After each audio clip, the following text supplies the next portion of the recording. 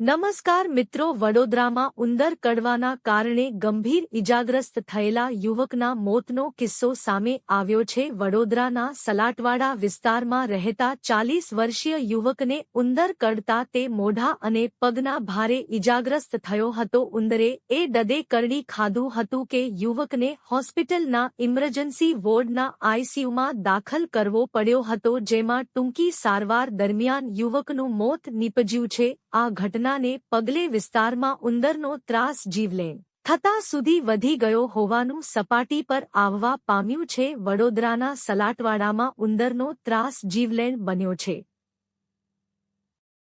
તાજેતરમાં સલાટવાડામાં રહેતા 40 વર્ષીય યુવક સંદીપ મોરેના ઘરે ઉંદર કરડ્યો હતો. ઉંદર કરડતા યુવકના માથા અને પગના ભાગે ગંભીર ઈજાઓ પહોંચી હતી અને ઘણું લોહી વહ્યું હતું. આ ઘટનામાં યુવક બેભાન થતા તેને સારવાર અર્થે એસએસજી હોસ્પિટલમાં લાવવામાં આવ્યો હતો, જ્યાં આ યુવકને ઇમરજન્સી વિભાગના આઈસીયુમાં સારવાર હેઠળ ખસેડવામાં આવ્યો હતો.